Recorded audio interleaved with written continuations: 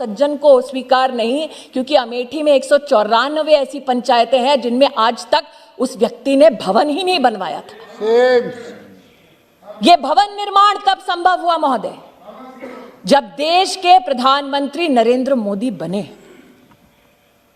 आज जब शौचालय की बात करती हूं, 3 लाख परिवारों की बात करती हूं, महोदय सोचिए जिस लोकसभा क्षेत्र से देश के प्रधानमंत्री आए,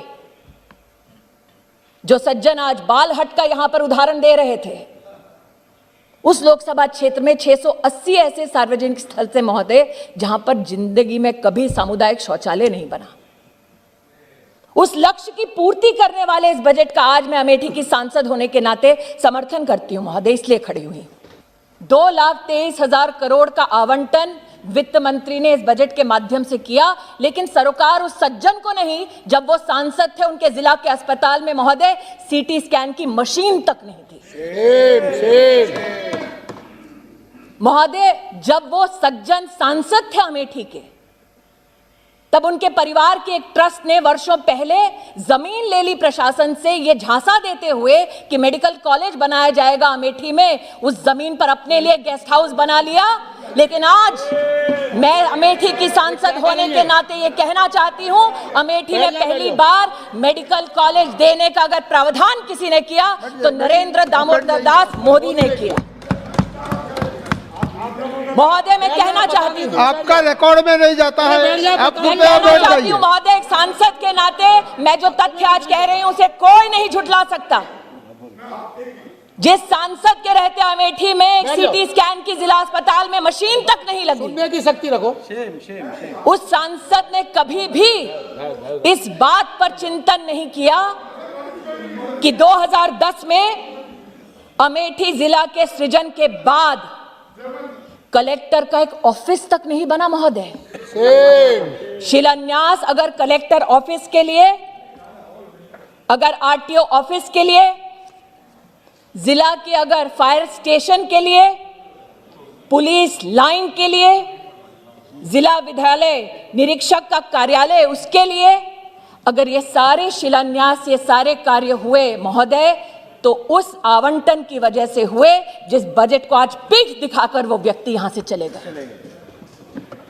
और जो व्यक्ति अपने जिले में, अपनी लोकसभा क्षेत्र में कलेक्टर का एक ऑफिस नहीं बना पाया, वो देश को बनाने के बजट का समर्थन का खाक करेगा महोदय। यह कहना उचित होगा महोदय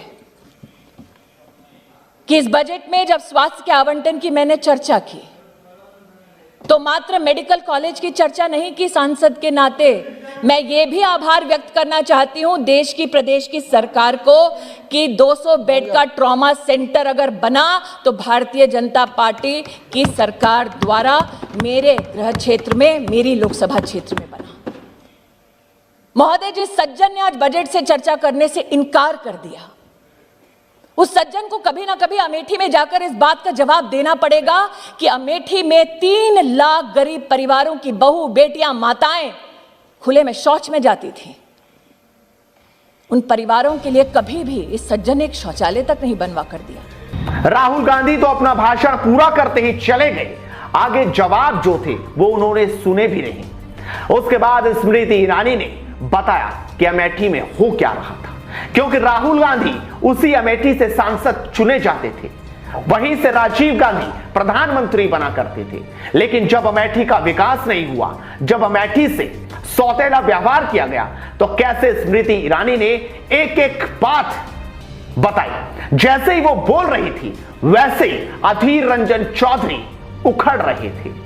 वो बंगाली में बोल रहे थे, सोच रहे थे शायद स्मृति ईरानी बंगाली जानती नहीं, लेकिन बंगाली में भी उत्तर मिल गया। और कैसे समझाया गया आप भी देखिए। क्या आपने कोहार में किसानों से जमीनें ली ये कहकर कि आप सम्राट साइकिल और नया नया उद्योग बनाएंगे? उद्योग आपने खड़ा नहीं किया, लेकिन आपकी ट्रस्ट ने उस जमीन को खरीद लिया। वो जमीन जो कमर्शियल किसी एंटरप्राइज के लिए था, एक एनजीओ ने खरीद ली।